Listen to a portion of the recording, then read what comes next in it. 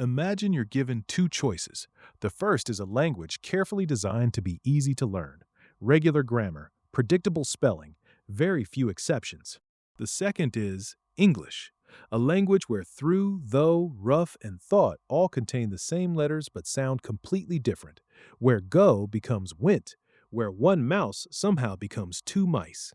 If humanity were choosing a global language from scratch, English probably wouldn't be the obvious winner. And yet today, hundreds of millions of people learn English as a second language.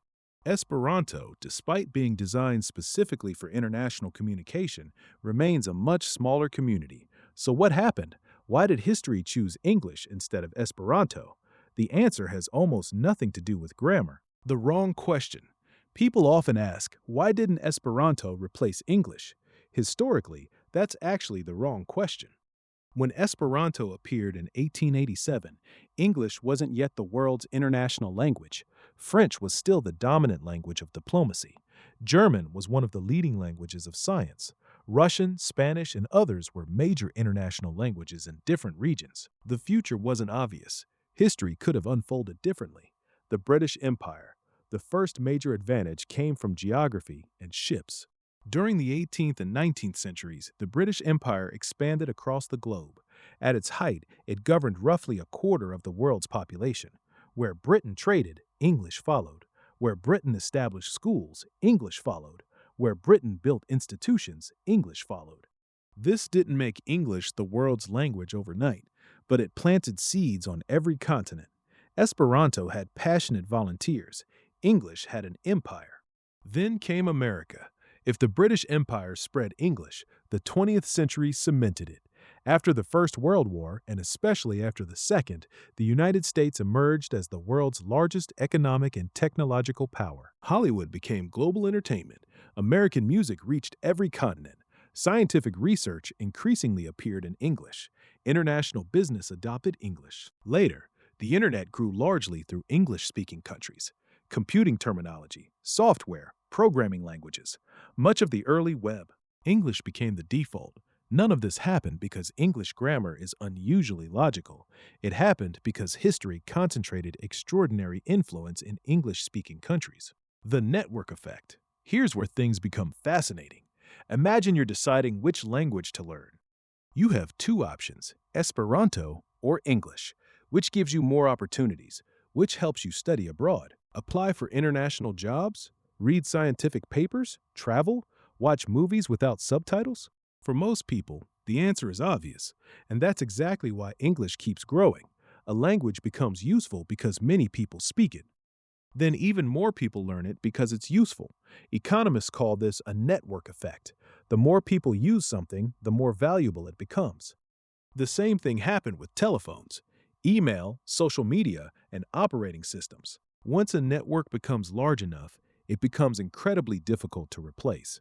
Could Esperanto ever have won? This is one of history's most interesting what-if questions. There were moments when Esperanto seemed surprisingly promising. International organizations discussed it. Schools experimented with teaching it. Some intellectuals imagined it becoming the world's shared second language. But every proposal faced the same obstacle. Countries would have needed to cooperate on an enormous scale. They would have had to agree not only to teach Esperanto, but to keep teaching it for generations. That kind of international coordination is extraordinarily rare. Meanwhile, English kept spreading naturally through trade, science, culture, and economics. It required no global agreement. Millions of individuals simply decided it was useful. Is English actually better? This is where many discussions go wrong. English isn't necessarily easier than Esperanto. Most linguists would probably agree that Esperanto is more regular. Its spelling is more consistent.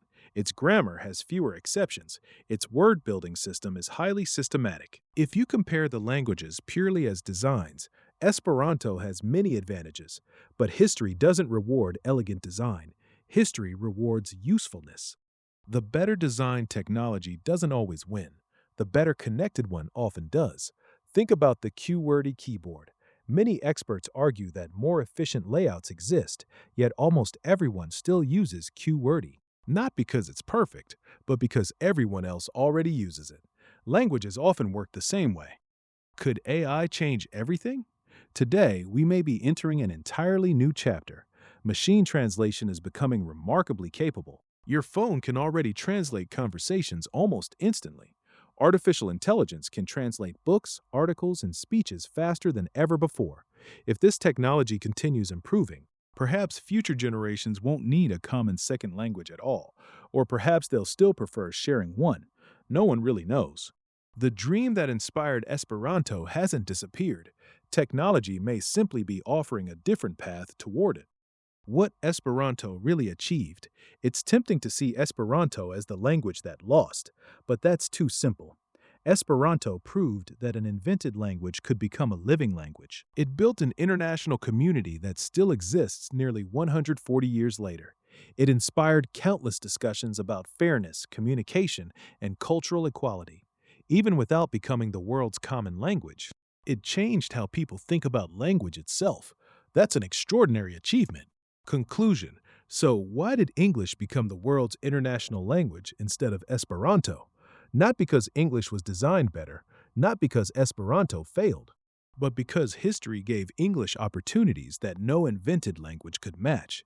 Empires, trade, science, technology, popular culture, network effects. Together, they created momentum that became almost impossible to reverse. Esperanto reminds us that another path was imaginable. English reminds us that history rarely follows the most logical design. Sometimes, the language that changes the world isn't the one people planned, it's the one history happened to choose. If you've enjoyed this series on international auxiliary languages, thank you for watching. Next time, we'll look beyond history and ask an even bigger question. In the age of AI translation, do we still need an international language at all?